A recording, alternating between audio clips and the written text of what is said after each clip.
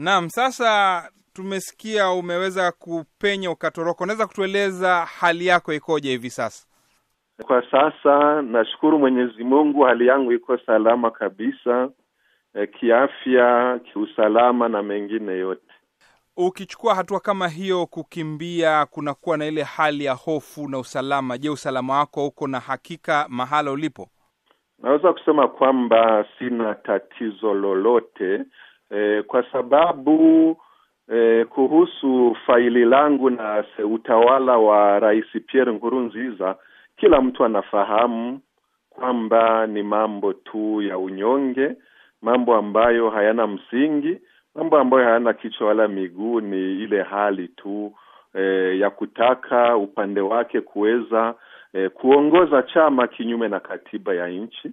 Ikiwa ni Warundi na jamii la kimataifa, wote wanajua kwamba nilikuwa sina hatia yoyote, na ndio maana ndugu zangu ambao tulihangaika pamoja msituni waliweza kuchukua hatua wakishirikiana nami kufanya kila niwezekanalo ili niweze kuwa huru.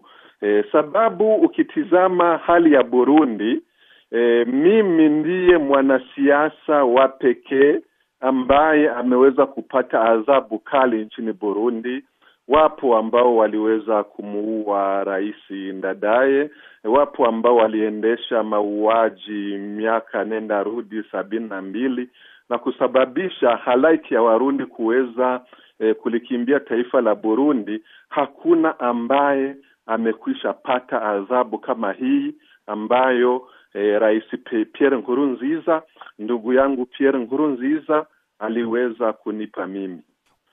Naweza kusema ni ile ya kutoweza kuridhika na mapato ambayo aliyokuwa nayo, sababu kitizama katiba ya Burundi, hakuna ambaye anaruhusiwa kukiongoza chama na kuweza kuliongoza taifa kulingana na mkataba wa Arusha. Aidha uko kwenye executive, yani uongozi wa taifa, aidha uko kwenye chama. Sasa sisi tukiwa viongozi wawili ambao tulikuwa kwenye ngazi ya juu ya chama CNDD-FDD, tuliweza kuelewana, mimi upande wangu niweze kuwa mwenyekiti wa chama na kukiongoza chama, na yeye kwenda kuweza kuliongoza taifa la Burundi. Kwa hiyo kuliko kuwa na ule ushirikiano, aliamua kutumia mbinu zake na kuweza kuunda chombo ambacho hakitambuliki kikatiba, hakitambuliki kisheria ya chama, ambacho aliita ni baraza la busara. Kupitia hilo baraza la wazee wa busara, ndiyo aliweza kama mwenyekiti wa baraza hilo kuweza kukiongoza chama na kusambaratisha viongozi wa chama katika kunitia korokoroni na kuweza kumtimua aliyekuwa katibu wa chama mbunge Manase Nzobonimpa na kukiacha chama kama yatima. Kwa hivi sasa wengi wanajiuliza imekuwaje hivi sasa umepata nafasi kuweza kukimbia? Umepata vipi nafasi ukapenya?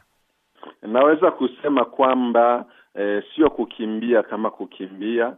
Nilitoka vizuri kwa heshima kabisa, sababu wanavyokijua chama cha CNDD-FDD ni chama ambacho kimezagaa kote katika nyanja mbalimbali nchini Burundi, kwenye vyombo vya usalama, upande wa uongozi mbalimbali. Sasa kwa hiyo, ikiwa niliweza kusubiri muda wote huu, ilikuwa ni kutaka Warundi na jamii la kimataifa waweze kujua ukweli wa kila kitu, sababu Rais Pierre Nkurunziza alianza kubuni mambo mbalimbali na kuyaweka kwenye kichwa cha mwenyekiti wa chama ambaye ni mimi.